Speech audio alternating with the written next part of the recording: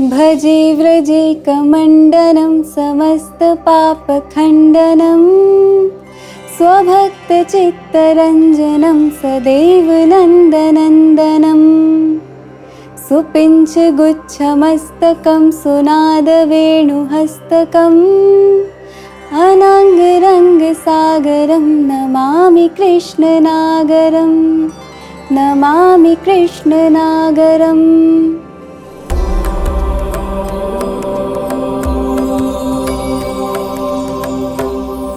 हमारे प्राचीन इतिहास का सौंदर्य ये है कि वो कभी भी विशेष स्थान या विशेष समय पर नहीं बनाई गई। रामायण या महाभारत प्राचीन काल में घटी घटनाएं मात्र नहीं हैं, ये हमारे जीवन में रोज घटती हैं। इन कहानियों का सार शाश्वत है। श्री कृष्ण जन्म की कहानी का भी गूढ़ अर्थ है। इस कहानी में देवकी शरीर की प्रतीक हैं और वासुदेव जीवन शक्ति अर्थात प्राण के। जब शरीर प्राण धारण करता है तो आनंद अर्थात श्री कृष्ण का जन्म होता है, लेकिन अहंकार यानी कंस आनंद को खत्म करने का प्रयास करता है। यहाँ देवकी का भाई कंस ये दर्शाता है कि शरीर के साथ साथ अहंकार का भी अस्तित्व होता है। एक प्रसन्न मन और एक आनंद चित्त व्यक्ति कभी भी किसी के लिए समस्याएं नहीं खड़ी करता, परंतु भावनात्मक रूप से दुखी व्यक्ति अक्सर दूसरों को दुखी करते हैं या उनकी राह में अवरोध पैदा करते हैं। जिस व्यक्ति को लगता है कि उसके साथ अन्याय हुआ है, वो अपने अहंकार के कारण दूसरों के साथ भी अन्यायपूर्ण व्यवहार करता है। अहंकार का सबसे बड़ा शत्रु आनंद है। जहाँ आनंद और प्रेम है, वहाँ अहंकार टिक नहीं सकता, उसे झुकना ही पड़ता है। समाज में एक बहुत ही उच्च स्थान पर विराजमान व्यक्ति को भी अपने छोटे बच्चे के सामने झुकना पड़ता है। जब बच्चा बीमार हो तो कितना भी मजबूत व्यक्ति क्यों ना हो, वो थोड़ा असहाय महसूस करने ही लगता है। प्रेम, सादगी और आनंद के साथ सामना होने पर अहंकार स्वतः ही आसानी से ओझल हो जाता है। श्री कृष्ण आनंद के प्रतीक हैं, सादगी के सार हैं और प्रेम के स्रोत हैं।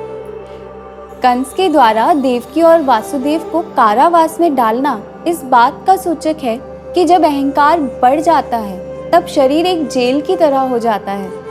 जब श्री कृष्ण का जन्म हुआ, जेल के पहरेदार सो गए थे। यहाँ पहरेदार वो इंद्रियां हैं जो अहंकार की रक्षा कर रही हैं, क्योंकि जब वह जागता है तो बहिर्मुखी हो जाता है। जब ये इंद्रियां अंतर्मुखी होती हैं तब हमारे भीतर आंतरिक आनंद का उदय होता है। श्री कृष्ण माखन चोर के रूप में भी जाने जाते हैं। दूध पोषण का सार है और दूध का एक परिष्कृत रूप दही है। जब दही का मंथन होता है तो मक्खन बनता है और ऊपर तैरता है। ये भारी नहीं बल्कि हल्का और पौष्टिक भी होता है। जब हमारी बुद्धि का मंथन होता है तब ये मक्खन की तरह हो जाती है। तब मन में ज्ञान का उदय होता है और व्यक्ति अपने स्व में स्थापित हो जाता है। दुनिया में रहकर भी वह आलिप्त रहता है। उसका मन दुनिया की बातों से, व्यवहार से निराश नहीं होता। माखन चोरी श्री कृष्ण के प्रेम की महिमा के चित्रण का प्रतीक है। श्री कृष्ण का आकर्षण और कौशल इतना है कि वो सबसे संयमशील व्यक्ति का भी मन चुरा लेते हैं। एक राजा अपनी पूरी प्रजा के लिए जिम्मेदार होता है।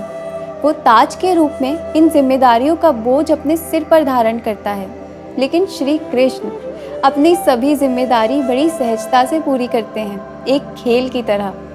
जैसे किसी माँ को अपने बच्चों की देखभाल कभी बोझ नहीं लगती, श्री कृष्ण को भी अपनी जिम्मेदारियाँ बोझ नहीं लगती और ये विविध रंगों भरी इन जिम्मेदारियों को बड़ी सहजता से एक मोरपंख जो अत्यंत हल्का होता है उसके रूप में अपने मुकुट पर धारण किए रहते हैं। श्री कृष्ण हम सबके भीतर एक आकर्षक और आनंदमय धारा है। जब मन में कोई बेचैनी, चिंता या इच्छा ना हो तब ही हम गहरा विश्राम पा सकते हैं और गहरे विश्राम में ही श्री कृष्ण का जन्म होता है। ये समाज में खुशी की एक लहर लाने का समय है। यही जन्माष्टमी का संदेश है। गंभीरता के साथ आनंदपूर्ण बने।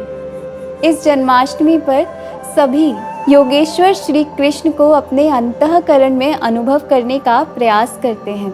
सदैव पाद पंकजं मदीय मानसे निजं दधानमुत्तमालकं नमामि नन्दबालकम् समस्तदोषशोषणं समस्तलोकपोषणं